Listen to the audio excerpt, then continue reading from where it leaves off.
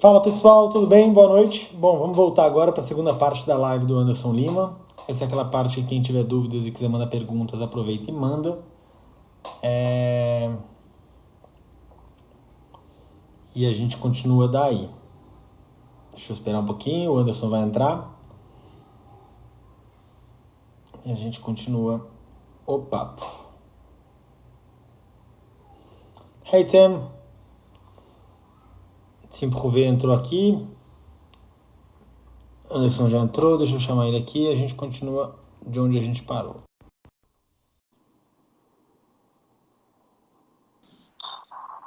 Pronto, voltamos.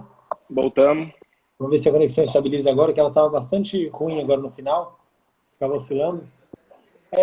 Uma das coisas, bom, as pessoas acho que me conhecem, quem me conhece lembra, eu fiquei uns 10 anos mais ou menos afastado do mundo hípico. E uma das coisas mais loucas, por isso que eu faço sempre essa pergunta que eu encontrei, eu lembro de eu jovem, assim, jovem criança, pré-mirim, mirim, etc. Você tinha medidas na pista que elas eram, primeiro que era quase receita de bolo, toda a prova tinha, e que Sim. elas eram muito diferentes das medidas que a gente tem hoje em dia. Você tinha, era um pouquinho, brigaram sem querer aqui, 4 metros o lance do cavalo, você multiplicar por 4, você tinha mais ou menos as medidas. Então, 5 lances em 21, era 21, 20 e 24 ou 26, 18 e 15 metros. Eram medidas muito marcadas Marcadas. e muito menores do que hoje em dia. Hoje em dia, uma linha de 25, 24,5, numa prova normal, você vai botar 4 lances. Uhum. Se você vier num bom ritmo, num desempate, fica curto, né? Ficam 5 lances. O que aconteceu? É o cavalo que mudou? É o piso? Isso tá no desenvolvimento do desenho de percurso? Vocês. Porque hoje você vai ver uma linha tem, sei lá, 19,70. Sim, Né? Não é nem 19,5. Você já trabalha hoje nos centímetros. Tudo com isso faz certeza. diferença? Faz muita diferença, sim, João. No começo, ah, é um pouco complicado entender essa variação, porque cada cavalo é cavalo, né? Você põe ali, bom, é minha maneira de pensar, hein? Eu sou meio louco com essas coisas.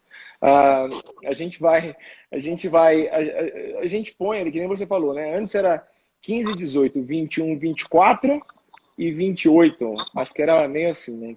Acho que era 15, 18, mas aí uma vai com 3 diferença, outra vai com 4, outra vai com 5, não sei o quê. Mas você botava e assim era. As coisas foram mudando, sim, mudaram muito. O que mudou, ó, eu acho que é o conjunto da ópera aí. Os cavalos mudaram, sim, mudaram bastante. Você vê, eu acho que você vê hoje conformações de cavalo bastante diferentes do que a gente vê antes. Ah, tipo, a gente tem aquele cavalo, né, o Kumano, que era um monstro de cavalo. Super. Hoje nos campeonatos a gente vê muito mais cavalos daquele tamanho do que os cavalos que são menorzinhos, né? É o contrário hoje. A gente vê 2 cavalos minúsculos dentro de um grande prêmio. Então, que antes era mais normal, mais comum a gente ver esses cavalos que são menores do que um cavalo que era um cavalo relativamente do tamanho do Kumano. Mas então, outra coisa que mudaram, outra coisa que mudou, no meu ponto de vista, a velocidade. A velocidade dos percursos mudou muito. O piso afetou. O piso afeta muito. Insisto, o piso do Rio, né? A construção do piso do Tuban-Clermont, que é um espetáculo, um tambor, né, cara? Você vê os cavalos dão uns lances gigantescos e os cavalos saltam melhor, os cavalos vão saltando mais. Então, se você botar aquele 21 metros que a gente estava acostumado a dar 5, é 4.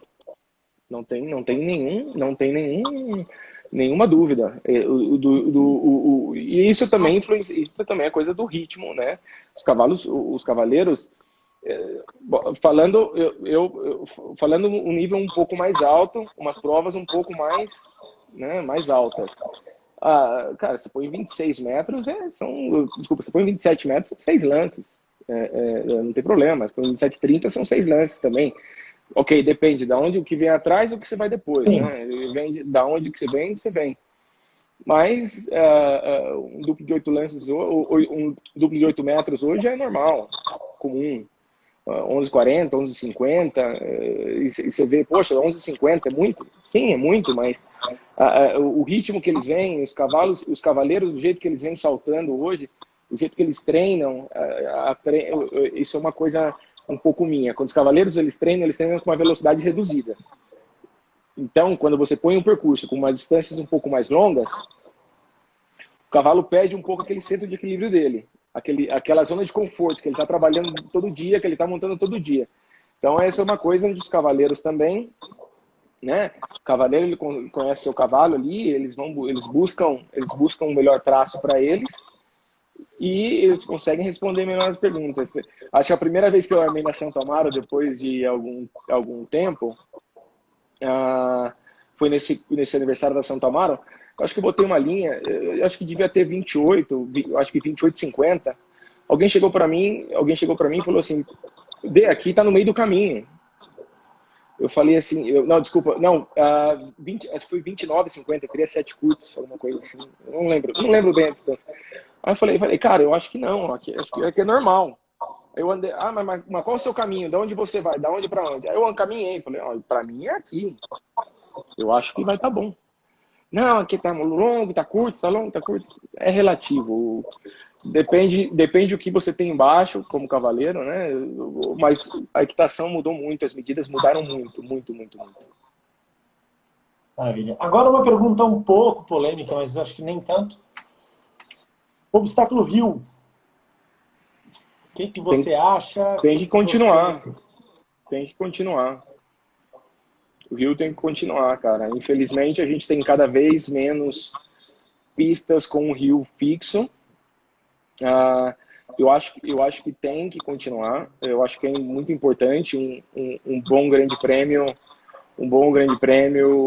uma boa classificatória de grande prêmio para algumas categorias. Eu acho que tem que continuar assim. Eu sou a favor, tem que ser bem utilizado. Tem que dar a opção de eles aprenderem a saltar, né? O que acontece também aqui é um problema, porque como cada vez tem menos, quando se salta uma surpresa. Do meu ponto de vista, eu gostaria que continuasse.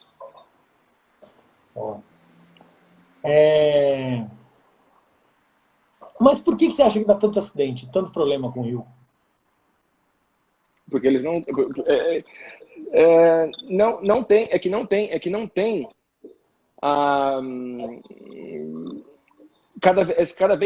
cada vez se treina menos, cada vez se salta menos.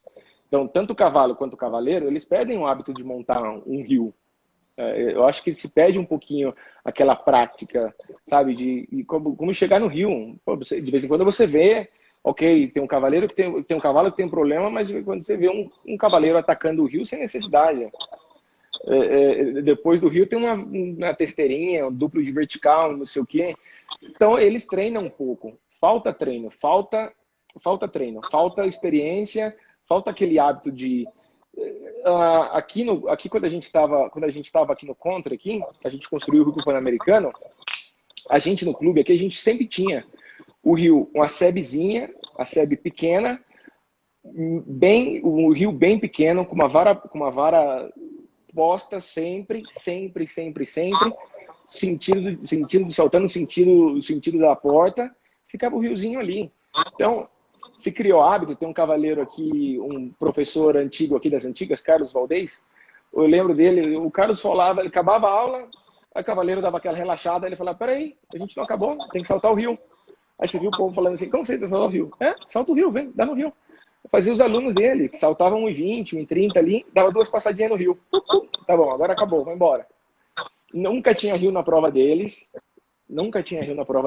mas os cavalos criavam hábito, os cavaleiros criavam hábito. E aquela coisa, como só tem um rio, aquele rio de prova forte, aquele rio grande, os cavalos novos também não saltam, né? Então, eu acho que é um pouco de falta de prática. Eu acho que todo clube grande sei lá, um clube como a Santo Amaro, um clube como a Paulista, falando no Brasil aí, devia ter aquele rio. Que nem você vai em Oliva, na Espanha. Oliva na Espanha, segunda, terça e quarta, que são os dias dos cavalos novos, nós armadores, tem um delegado dos armadores lá, né? Na época era o Frank, quando eu fui, eu armei em Oliva, eu fui 2 anos armar lá, mas eu armava essas provas. Eu armava segunda, terça e quarta dos potros, os cavalos novos, aí depois eu armava as provas secundárias, né? Mas segunda, terça e quarta, prova de potro, a gente fazia o croquis, a gente fazia o percurso, e acabava o último obstáculo, saltando para cá, e na frente, lá embaixo, lá tinha um rio. Então os cavalos novos criaram um hábito, 5 anos, saltava o percurso, depois dava uma passadinha no rio, tá lá para todo mundo. Então o povo ia saltando, mas vamos. Boa. A Eric Sportiello está perguntando aqui quais são as suas perspectivas para o próximo ano. Imagino 2021, né? Porque 2020 a gente está nesse caos que ninguém sabe o que vai ser. Vamos começar pelas minhas perspectivas pelo próximo mês. Eu acho que a gente vai se ver um pouco afetado, cara. Os concursos que são menores, que têm menos orçamento, que tem menos incentivo, eu acho que eles vão sofrer um pouco, né? Os cavalos, pelo que eu tenho visto, infelizmente não consegui ir para os Estados Unidos ainda, porque como eu estava no Brasil, barraram a minha entrada. Pelo que eu tenho visto nos concursos que eu tive, e tem o Gui lá armando, tem os outros amigos que a gente troca informação aqui, os cavalos estão bem, teve o descanso, mas pelas alturas, pelo que eles estão fazendo aí, com relação às alturas, eu acho que a gente vai continuar no mesmo ritmo, ok? Talvez o primeiro dia de concurso vai começar um pouco menos forte do que normalmente né? Para habituar os cavalos que vão chegando. Mas eu acho que os concursos grandes, falando em concurso grande, em Europa e tal, eu acho que eles vão voltar ao que era. Teve alguns que já cancelaram, né? Aqui em Wellington, The Ridge, que fazia a Copa de Nações, mas isso já era por um problema antigo. Acho que o concurso não conseguia, o concurso era muito grande, acho que o concurso não conseguia fechar em azuis, ou seja, eu acho que já decidiram cancelar. Mas eu tenho esperança que a gente vai aprender com o que aconteceu e a gente vai sair um pouco melhor disso aí. Maravilha. Eu tive o prazer de te ver ano passado e né, ficar um pouco mais próximo de você no solo sagrado de Spruce Meadows. Sim. Primeiro a gente se encontrou em Hertogenbosch, na Holanda. Hertogenbosch, é verdade. A gente se encontrou algumas vezes, graças a Deus a gente se tromba aqui e ali. Mas eu vi você em Spruce Meadows e é um concurso que, enfim... Primeiro que, de todos os cavaleiros internacionais importantes que eu perguntei qual percurso mais difícil que saltaram, todos responderam que foi algum grande prêmio em Spruce. Sim. Estou falando nesse caso em especial dos 5 estrelas, né? Sim, claro, o Masters. O Masters. Mas você armou na pista de Spruce. Né? Na pista. Você armou 2 semanas lá, não foi isso? Você armou as 2 pistas. Eu normalmente armo 2 semanas por ano lá. Meadows on the Green e North America, de cima lá. Isso. Meadows on the Green. Meadows on the Green é a principal, não, é a do baixo. É a principal nas 2 semanas do meio. Isso, tá. Exatamente. Anyway. Uma das coisas que falam muito de lá e que todo mundo comenta é o tamanho dos obstáculos. Não só na altura, que no Masters também vai chamar de 1,70 m, como no comprimento. Sim. Por quê? E o que muda? A tradição de lá é essas varas mais longas, né? São 5 metros de frente. As varas são mais pesadas, os obstáculos são mais assustadores, assim que se pode dizer, né? Os obstáculos são mais massivos. Aquele murinho não é um murinho que tem 10 centímetros, não é um murinho que tem 10 centímetros, é um muro de 1 metro. Então, a vara cai naquela mesa, né? Então, é bastante aparatoso ali a coisa do barulho também. Isso, no meu ponto de vista, é uma coisa um pouco nova para os cavalos. Os cavalos chegam ali de uma maneira diferente, porque tudo é maior. Os obstáculos têm uma frente grande, o rio é imenso. E aquela coisa, pega um Oxer em diagonal. O Oxer tem 3, a vara tem 3,5, né? 3,5, 3,60. Você solta aquele Oxer em diagonal, é uma coisa. Você pega um Oxer que tem 5 metros de frente, você pega ele muito em diagonal, ele é muito largo, né? Então, ali os cavalos sofrem um tema visão também, eu acho, que é bastante aparatoso. Inclusive pro armador, se você nunca armou em spruce meadows, se você vai em spruce meadows pela primeira vez, você fica um pouco com medo de armar. Porque você vê quando você levanta a vara ali, aquela dor nas costas no momento ali. A vara pesa 20 quilos, sei lá, 16, 18, 20 quilos uma vara.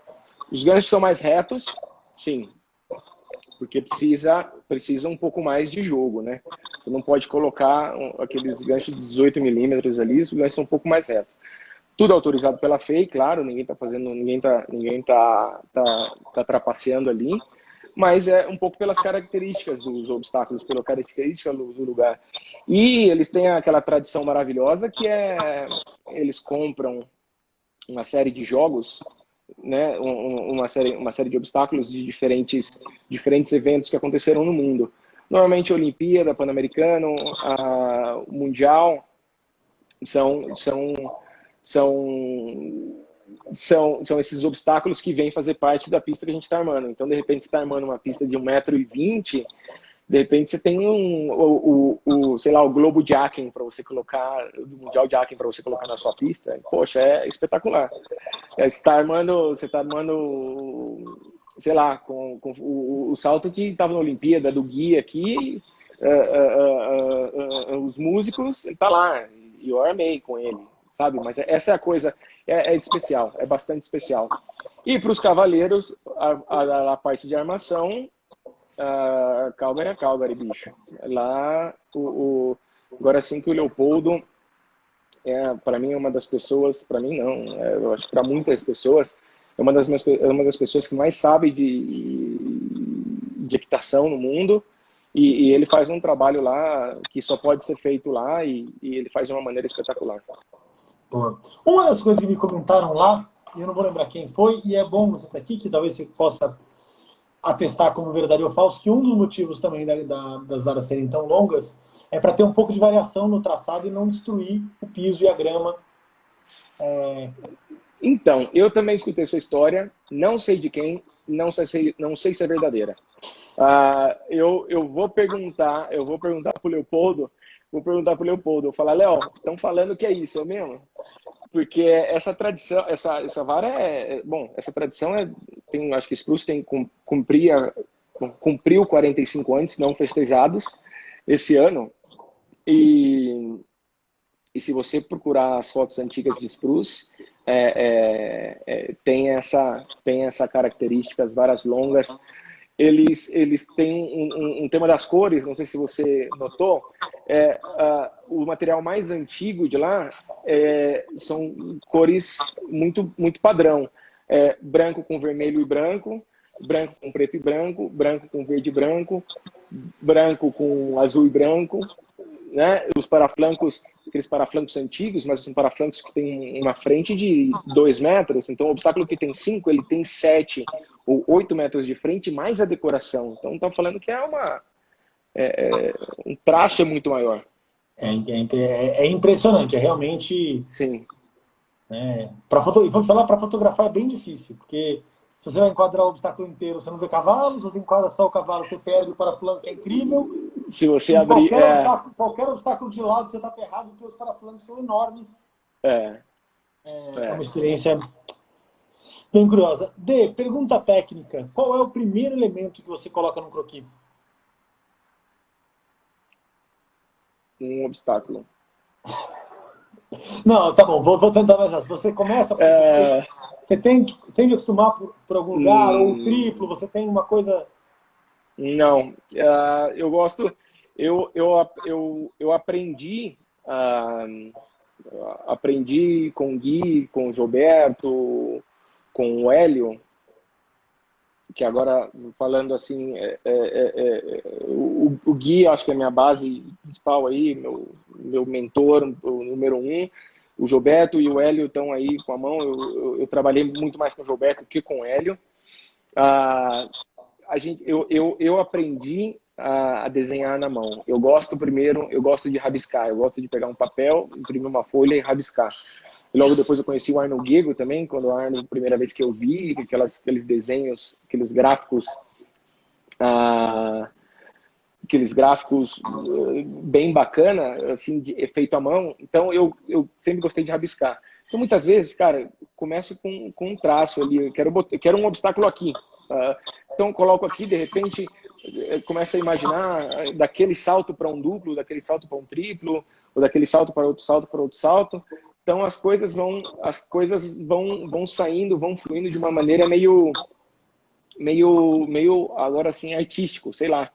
E de vez em quando eu começo, não, quero um triplo aqui. Hoje o triplo vai começar aqui. Então a gente vai botar o triplo aqui e daqui vamos para trás, vamos para frente. Ou quero botar o triplo de último, de penúltimo ou no começo. Vai indo, é meio o que vem. Eu digo que toda pista, ou quase toda pista, em geral, tem sempre uma pegadinha. Um lugar que seja aquele momento que é o mais delicado da pista, é uma coisa que é um pedaço da pista que é mais delicado. Isso ele vem naturalmente, ele vem no seu processo de criação. Não, a gente procura criar, né? A gente vai, a gente vai, a gente vai fazendo com que não essa pegadinha, é um pouco ruim chamar assim, porque senão depois a gente fala que a A gente fica palavra é botando ruim, pegadinha. a palavra ruim A é palavra é ruim, é. minimalista.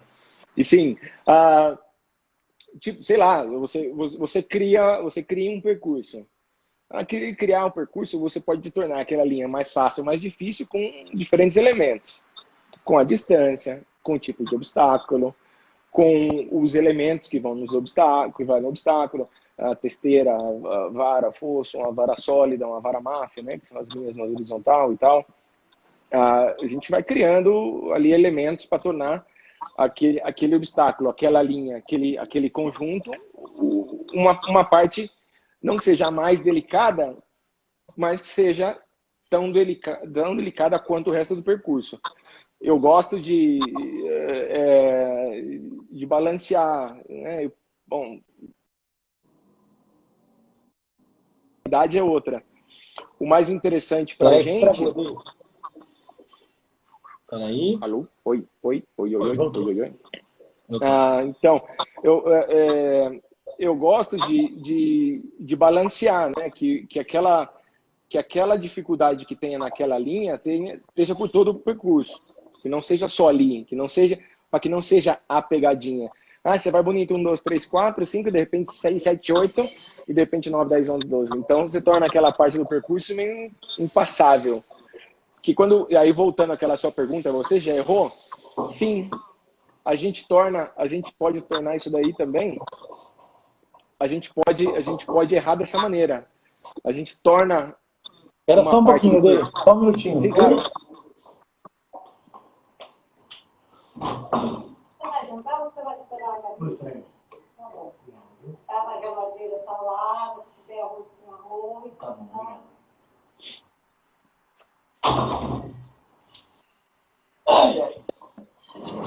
Desculpa, gente, voltei. Acontece. Imagina. Bom, até perdi o fio do raciocínio. Sim, você está falando que essa coisa de, na verdade, ter um equilíbrio para você ter faltas por todo o percurso. O Monzão acabou de dizer que é isso. É ruim quando você pega um percurso onde 80% das faltas cometidas foram no 3. Tá me ouvindo? Só, tô te ouvindo.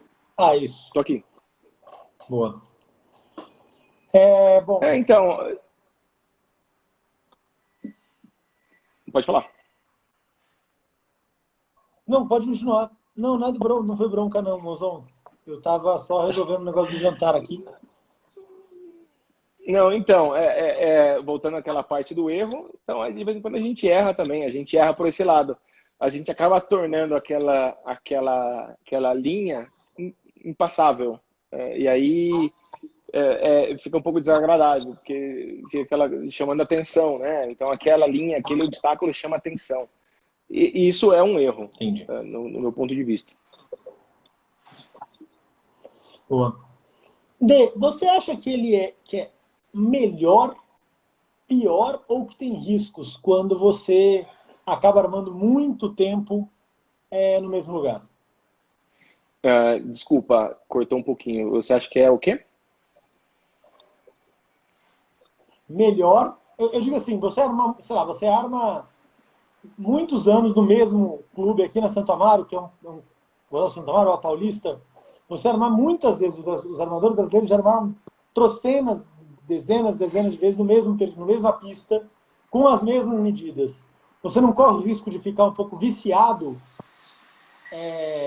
mentalmente, né, nos traçados? Sim, eu acho que bom, sim e não. Isso vai também na parte do desenho e da criação, né? Você tem que ser criativo. Mas se é isso que você tem que trabalhar sim. A gente aqui, a gente fala, é melhor que sinta a sua falta de que sinta que você, né? Então, a gente precisa equilibrar. No final da história, todo mundo precisa trabalhar. Infelizmente, o nosso meio envolve muito dinheiro, mas os oficiais, as pessoas que trabalham nos eventos, do meu ponto de vista, ganham muito pouco. Então, o que acontece? Ganham pouco porque também pagam pouco e porque você quer receber pouco. Se você não valorizar o seu trabalho, vão chamar o vizinho. Vão chamar o vizinho por quê? Porque ele cobra mais barato. Então, acaba sendo um pouco repetitiva a coisa.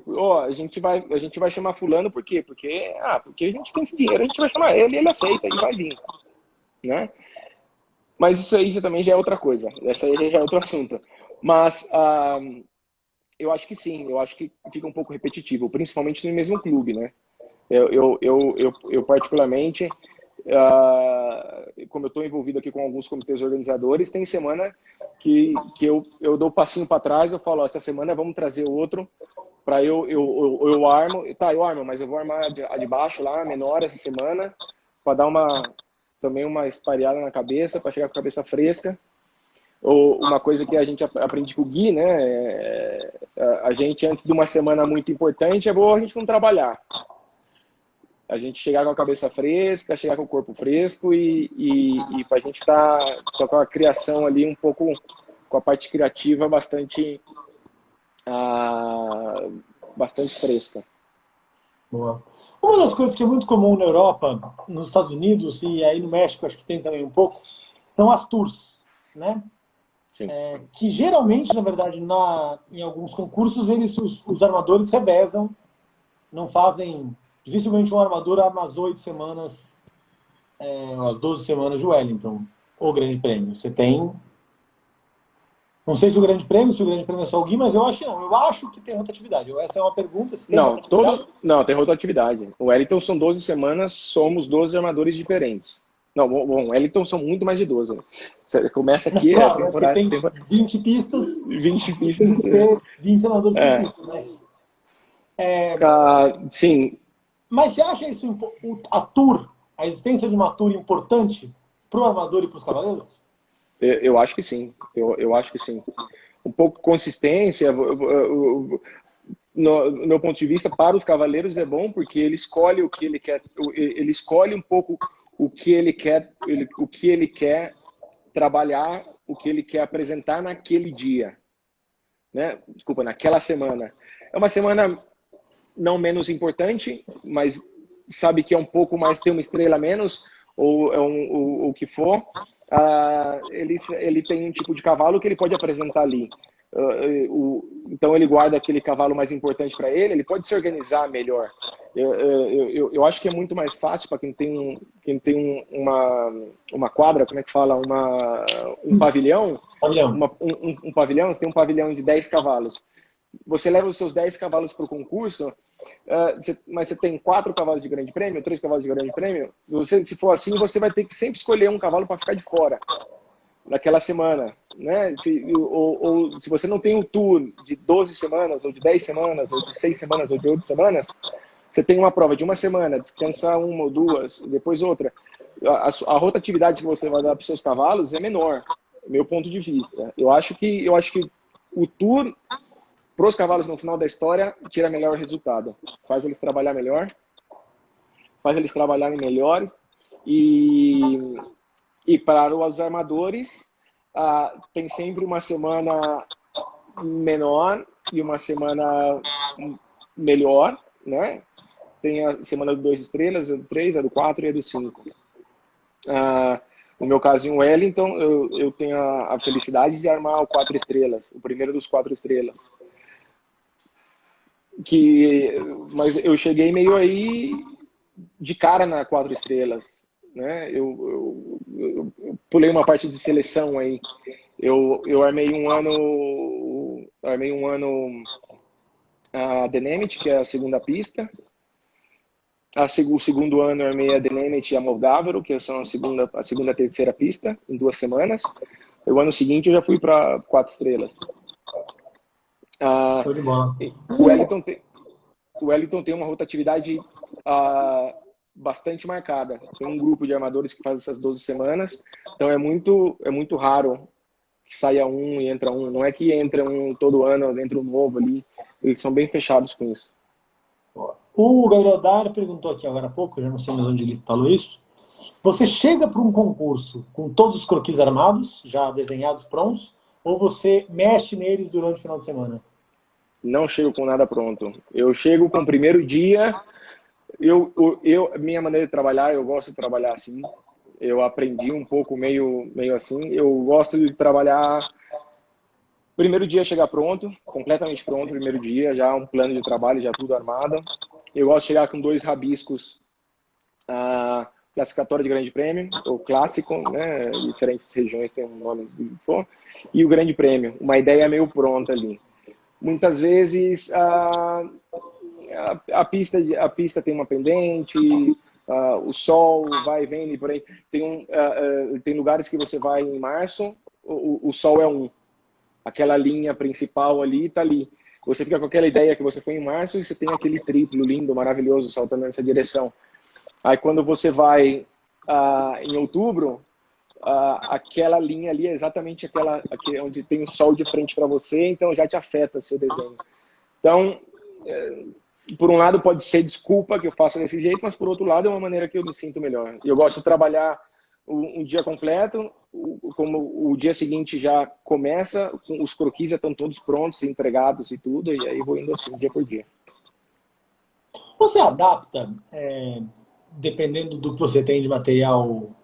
Eu vou usar as palavras humano, mas o que você tem de conjunto na pista? Sim.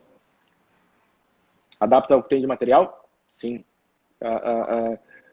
No começo, você vai adaptando, vai chegando. Os horários das provas, a gente tem uma ideia de um percurso.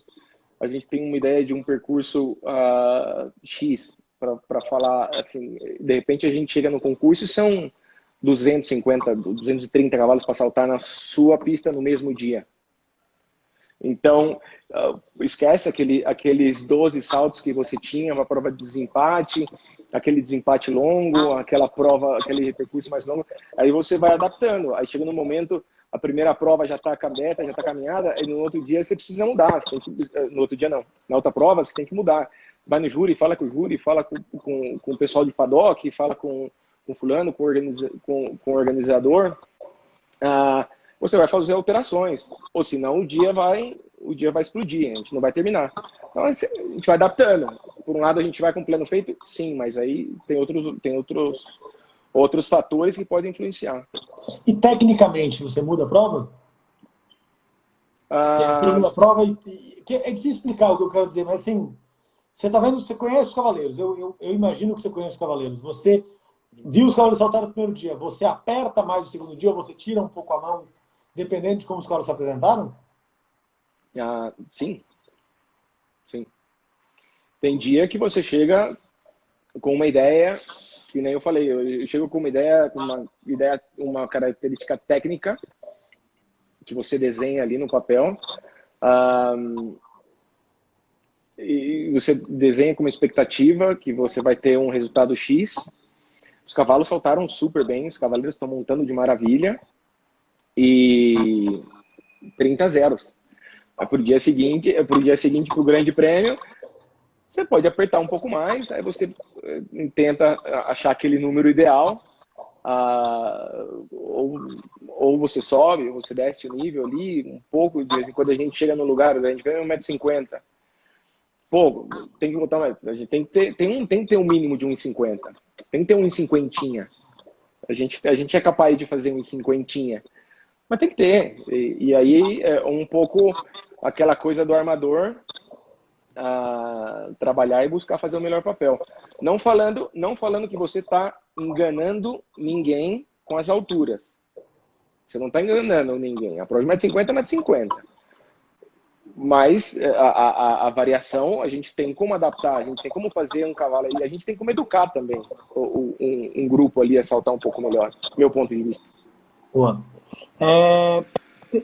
Pergunta do Daniel Blá, e eu acho que essa pergunta você já respondeu, mas vale a pena afirmar ela.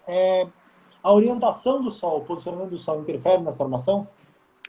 Sim. Que nem eu falei, a gente chega no começo de uma semana. ah, um exemplo que me vem na cabeça assim, em Kentucky. No Rolex Stadium. Rolex Stadium de tarde, o Grande Prêmio, o Clássico, pega no começo ali, que é o sol baixando e de noite. Se você colocar uma linha que o sol está lá em cima, no meio do dia, lá, você tem o tempo ali, sei lá, tem uma linha ali. Se você não prestar atenção, de tarde os cavalos começam a saltar ali, você pode acabar com meia prova. Então, Contra o interfere Sol, contra o sol, então tem que colocar atenção nisso. Eu sou contra uma coisa, normalmente a prova dos cavalos novos, né? Os cavalos novos, cavalo de 5 anos é a primeira prova do dia. A pista molhada, a pista úmida, o sol brilha mais, muita sombra, o sol é muito mais direcionado, né? Eu sempre falo, poxa, a primeira prova, o dia dos cavalos novos, para mim, no meu ponto de vista, é 7 anos. Põe 7, 8 anos para saltar às 8 da manhã. Deixa os 5 anos saltar, o 4 anos saltar, quando o sol está lá em cima. Né? Tem menos sombra, é menos spook, chama menos a atenção deles. show de bola. Vamos lá. Tem uma pergunta aqui bem boa. Você vê diferença técnica nas armações entre Brasil, Europa e Estados Unidos?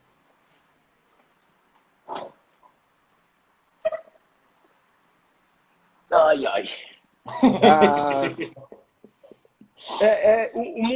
eu acho que não relativo, mas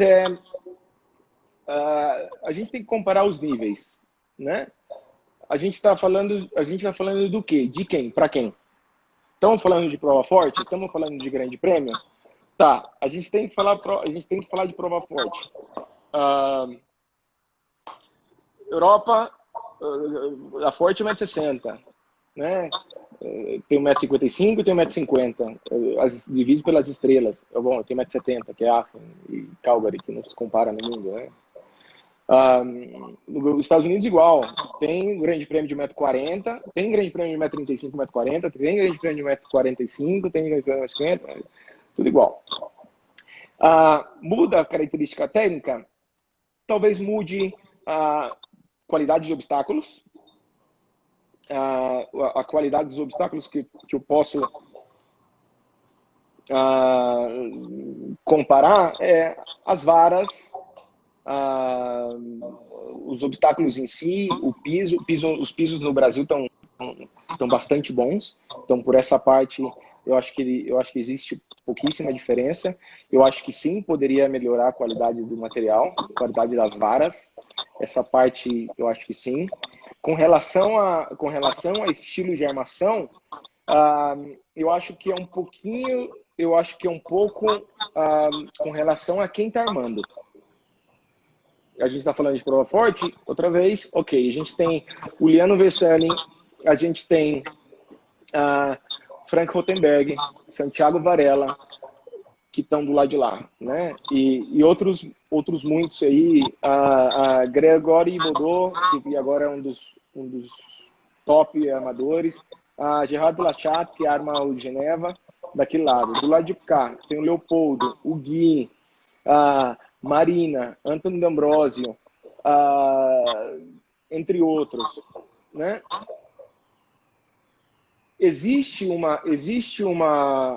variação de armadores que estão girando pelo mundo. Então, eles estão em atualização constante. O Frank, ele desenha na Europa essa semana, na semana que vem ele desenha na Ásia, na semana seguinte ele está nos Estados Unidos, na outra ele está no Canadá. Quando ele chega no Brasil, talvez queira armar desse mesmo jeito, talvez não tenha a mesma facilidade. Então, por isso que muitas vezes a gente tem aquela mudança muito brusca, porque eles chegam, armam assim, de repente aquele visual deles, e eles não estão vendo os cavalos saltarem bem, não estão vendo o povo se adaptar bem com a pista deles, o que eles fazem? Eles baixam a altura. Então, no primeiro dia talvez você tenha uma prova um pouco mais armada, e aí no segundo dia você tem uma prova mais leve, e aí você vai indo a mais. Também é um pouco de adaptação, talvez você chega ali no momento que você não... Chega um pouco despreparado, talvez, ou um pouco, sei lá, fora de pista, mas eu acho que com relação aos armadores, eu acho que tem que se atualizar, tem que viajar, tem que sair. Bom, quanto mais a gente responde. Que não sei se é essa de pergunta, quem mandou foi o Papo de Cavalo. Existe uma diferença, ou ainda existe cada vez menos, na minha opinião, mas existe um pouco uma diferença entre a equitação americana, que é uma equitação mais fora da sela, mais no galope, mais para frente, mais fluida, da equitação francesa e da equitação alemã, por exemplo. Você acha que a pista que você arma em Wellington seria a mesma pista que você armaria em Kentucky? Em Kentucky é um péssimo exemplo, desculpa. Mesmo que você armaria na Europa em algum concurso...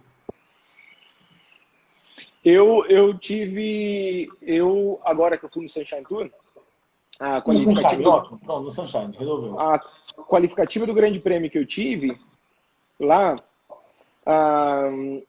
para a prova que eram 3 estrelas. Tinham 100 cavalos. Porque quando era mais que 100, passavam 100 cavalos só estava só 100 cavalos. Isso. 100 cavalos. Tava o Stefan, tava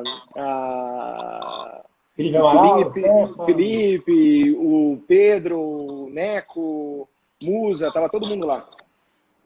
Os caras chegaram para mim falando, bicho, você tá cascudo, hein?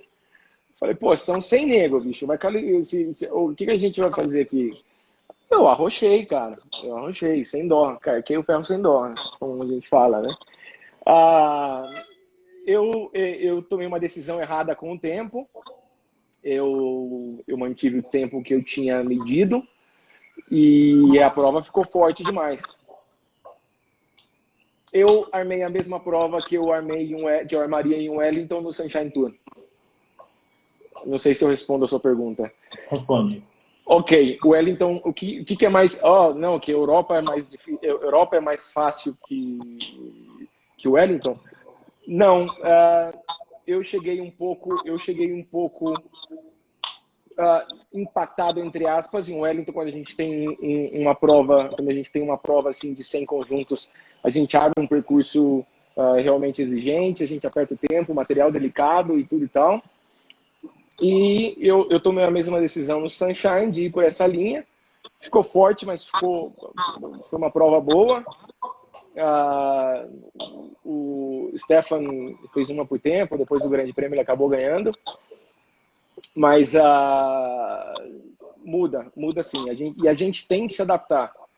E aí eu repito, se você não tem essa experiência, essa bagagem de viagem, você acaba ficando um pouco fora da curva ali, você pode ser pego de surpresa. Show de bola. O pessoal do RDS Sport Horse aqui está perguntando, para você, o Grande Prêmio precisa ter um triplo? Depende do Grande Prêmio, mas não necessariamente. Não. Eu já armei vários Grandes Prêmios de 3 duplos. Vários. Boa. Fábio Leves da Costa está perguntando aqui, qual a diferença de um percurso de 4 e 5 estrelas, na sua opinião, e se é que existe?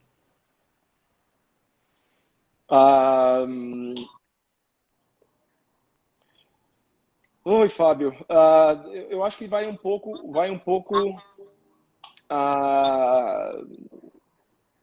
Não deveria ser regional, mas no final da história é. A gente tem umas exigências mínimas. Como armador que a gente tem que fazer. A gente é obrigado a fazer, né? Com relação à altura, dependendo se é qualificatória para alguns jogos ou alguma coisa alguma coisa mais específica, mas em realidade a gente pode criar, infelizmente a gente vê alguns percursos 5 estrelas, dependendo da época do ano e dependendo da região, você vê um 4 estrelas, acaba vendo ele mais forte, porque o material diferencia, no final da história, são vários fatores que pode dar essa alteração, que pode dar essa diferença. Mas como armador, eu nunca tive a felicidade de desenhar um 5 estrelas ainda. Eu tô na porta aí, brigando, lutando pelo meu espaço, de poder armar meu primeiro 5 estrelas. Já armei vários 4, graças a Deus. E eu vou te responder, Fábio, depois que eu armar os 5, eu vou responder para você como foi a diferença de ter armado 4 e ter armado 5. Show de bola. Dê, você falou várias vezes aí que você trabalhou algumas ou diversas vezes com armação para cavalos novos em diversos concursos, em diversos lugares. Isso é uma discussão que a gente foi, voltou, veio no Brasil, a gente já puxou esse assunto de várias maneiras. O que você acha, que você não sei o quanto você tem acompanhado do Brasil, né, imagino que pouco, mas o que você acha que precisa ter na armação para os cavalos novos para ser uma boa armação? E como é que a gente faz a diferenciação dos 4 para o 5, 5 para o 6, 6 para o 7, sucessivamente? Eu acho que o cavalo novo ele tem que aprender a saltar. A gente tem que deixar ele saltar. A gente tem que ser o mais... Eu acho que a altura máxima, principalmente no começo da vida de salto do cavalo, ele tem 4, ele tem 5, já com 6, eu acho genial que o Brasil coloca uma vara no chão. Eu acho que tem que tirar um pouquinho, o cavalo novo não tem que correr. Para mim, no meu ponto de vista, o cavalo novo eles têm que ir percurso zerinho, poder saltar ali o mais fácil possível, porque fora isso tem o tema da condução, né? A gente tem que deixar os cavalos saltar. O que você vai testar num cavalo que não sabe? O que você vai testar na condução de um cavalo que não sabe saltar ainda? O que você vai testar de salto num cavalo que não sabe ainda ser? Ele está aprendendo a coordenar os movimentos dele com o salto. Então, eu acho que fica um pouco difícil a gente exigir que um cavalo novo de 4 anos ou de 5 anos, a parte de saltar, tem que fazer um traço complicado, tem que saber voltar, tem que saber ir. Eu acho que tem que ser bem clássico, bem básico.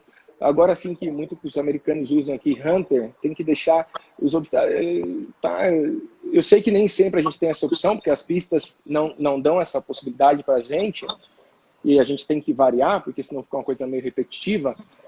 Mas toda essa parte de percurso, eu sou a favor de ter, sei lá,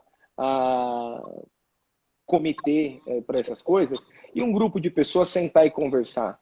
E um grupo de pessoas sentar e conversar com 4 ou 5 armadores que vão armar o ano inteiro e de apresentar para eles e falar, ó, vamos fazer assim, assim, assado. Porque muitas vezes o armador ele chega e ele só vê um papel ali falando que os 5 anos é disso a isso, é daquilo, aquilo, daquilo, aquilo, daquilo, aquilo.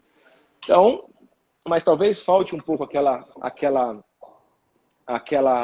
coisa, aquela conversa, né? De falar com os armadores, são 5, 6 que estão armando no Brasil, chegar com eles e conversar. Ó, bicho, a gente tem que fazer assim, vamos buscar com esse jeito, vamos buscar dessa maneira. Não que todo mundo, porque no final da história também não pode ser que todo mundo fale, né? Mas tem que ter, eu acho que tem que ter uma organização um pouco maior. E eu sou a favor dos cavalos novos saltarem em um dia completamente distinto ao demais. Porque no final da história, pelo andamento das pistas, pelo andamento do dia ali, poxa, você tem um percurso de 4 anos e 5 anos, uma de 1,30 com desempate e uma classificatória para o grande prêmio, sei lá. E aí você tem que botar tudo no mesmo dia. Aí você tem que lembrar que o dia é longo. As pessoas que trabalham na pista, o armador ele tem que ter uma planeação ali, ele tem que ter uma planeação onde ele possa fazer as mudanças necessárias, de acordo ao dia. E como é que você vai exigir que na prova de 1,30, aquela prova que tem 80, que você não pode ter muito desempate usando o mesmo traço que você fez numa prova de 4 anos? Coitado dos 4 anos ou coitado dos 45 que você vai ter no desempate. É isso que eu ia perguntar, assim, eu acho que não vai dar tempo da gente entrar muito nesse assunto, eu vou deixar isso para uma próxima live para aprofundar nesse assunto, porque é isso, qual que é a diferença de um traçado de 4 anos para o que deveria ter diferente de um cavalo de 4 anos para um traçado de 5 anos? Porque é isso que acontece, muitas vezes o que acontece é que o traçado é quase o mesmo. 4, 5, 6, sei lá, 4 e 5 é bem parecido, 6 e 7 é bem parecido, e às vezes o 8 anos é igual os 7 anos, só salta 5 centímetros. Então, o Gui mandar um abraço pro Gui aqui, porque senão depois ele vai ficar bravo comigo. Ele falou, vou aparecer, vou pedir um abraço lá, depois eu te mando um abraço. Para mim, o 4, 5 anos,